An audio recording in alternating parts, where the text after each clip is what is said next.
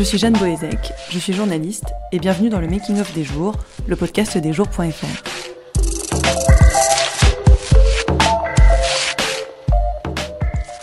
5000 emplois supprimés chez SFR et pourtant, le méga plan social de Patrick Drahi passe quasiment inaperçu.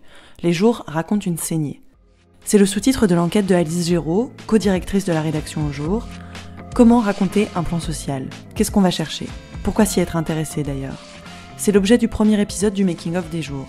Une fois par semaine, une discussion avec un ou une journaliste de la rédaction pour raconter l'envers du décor des épisodes publiés sur le site.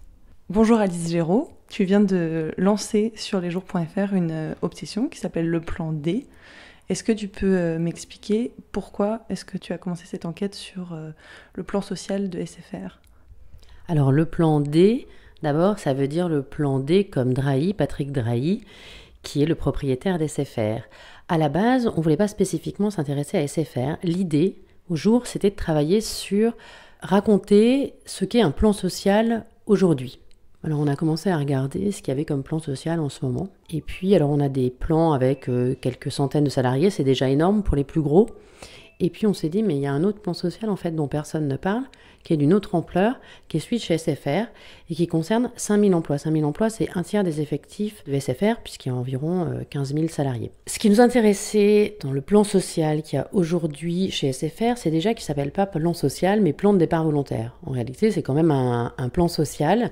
Mais aujourd'hui, la plupart des plans sociaux en France se font sous cette forme-là, des plans de départ volontaire. Et ce plan social-là nous intéresse parce qu'il raconte justement beaucoup de choses du monde du travail aujourd'hui et de la violence dans le monde du travail d'aujourd'hui. Après, il y a une saga industrielle propre à SFR, propre à Patrick Drahi, qui rachète cet opérateur en 2014 avec la promesse, qui est aussi une des conditions de l'achat, de ne pas toucher à l'emploi pendant 3 ans. Et on voit qu'en réalité, il avance un petit peu la date, en tout cas il prépare pour être sûr qu'au 1er juillet, soit pile 3 ans après l'accord, les départs soient effectifs.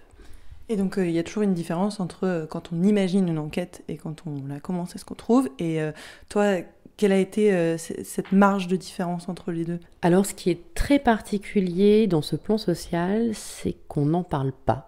C'est un plan social d'une discrétion à toute épreuve. Généralement, sur les plans sociaux, sont des lieux de discours, de tensions politiques qui mettent en scène des désaccords politiques assez forts. On l'a vu sur Whirlpool durant la présidentielle. Là, la parole politique n'existe pas, c'est bien simple. Alors que SFR, c'est pas une petite boîte, c'est un enjeu stratégique en France. Et personne n'en parle. La particularité aussi, c'est que les premiers intéressés n'en parlent pas. À savoir, on a très peu de paroles syndicales sur ce plan social. Et on a très peu de paroles de salariés. Alors d'abord parce que c'est une boîte de cadres SFR, pas seulement, mais les 2/3 des effectifs, ce sont des cadres, avec des salaires plutôt élevés. C'est pas tout à fait vrai au service client ou dans les boutiques, mais au siège, c'est le cas, qui partent avec des conditions de départ qu'on peut qualifier d'avantageuses au regard de ce qui se fait dans les autres plans sociaux, et surtout qui sont candidats au départ. Il y a eu énormément de candidats au départ parce que les conditions de travail, l'ambiance s'est dégradée chez SFR depuis quelques années de façon très forte. Et par ailleurs, les salariés sont inquiets de la stratégie développée par la direction et par Patrick Drahi, de l'augmentation en gros des coûts des forfaits, de la baisse des dépenses dans l'entreprise. Et puis ils sont inquiets aujourd'hui, là on parle de SFR ces temps-ci, parce que depuis un mois, depuis l'annonce des mauvais résultats d'ailleurs de SFR, le groupe Altis dévisse en bourse d'une façon totalement incroyable. Il a même réussi à passer sous son prix d'introduction en bourse. On est en plus dans ce moment de panique boursière. Un syndicaliste d'ailleurs qui a une phrase assez intéressante là-dessus. Il dit on se sent comme sur le pont du Titanic au moment où le silence s'installe. C'est dire l'espèce d'angoisse qui étreint aujourd'hui les salariés de cette grosse entreprise. Alors comment est-ce qu'on fait quand on est journaliste pour enquêter sur une entreprise où les salariés ne parlent pas ? Lorsque les salariés ne parlent pas officiellement, ils parlent souvent officieusement. Et on voit bien quand on commence, au début je me suis dit « Ah, ça va être compliqué ». Et puis, il y a un tel malaise chez SFR quand on commence à discuter avec des salariés, un puis un autre, qui nous en passe un autre, qui nous donne les coordonnées d'un suivant. On s'aperçoit que les gens ont énormément besoin de parler, justement parce qu'ils ont aussi vécu sous cette chape ou parce que les canaux d'expression sont assez limités. Ils sont assez peu sollicités puisque ce sujet n'existe pas, le plan social. Autant la question de la saga Patrick Drahi occupe beaucoup les gazettes, la dégringolade boursière du groupe Altis prend aussi beaucoup de place à juste titre parce que la situation est réellement inquiétante. Les acquisitions de Patrick Drahi intéressent beaucoup de gens, mais eux, finalement, dans tout ça, ils n'existaient pas. Et là, on le voit, rien que sur les réseaux sociaux, depuis qu'on a commencé cette série, le nombre de salariés qui disent « Ah, enfin, on parle de nous ». Patrick Drahi, toi, personnellement, c'est pas une personnalité qui t'est étrangère, puisque avant de travailler au Jour, tu travaillais à Libération, et c'est Patrick Drahi qui a racheté une partie de Libération. Est-ce que ça a été un moment d'hésitation pour toi d'enquêter sur ce groupe ? Alors, ça a effectivement été une question. On choisit SFR et la politique en matière sociale de Patrick Drahi, parce que ce plan est le plus gros plan de France. Voilà. Donc, ça nous paraît, et le moins traité, paradoxalement.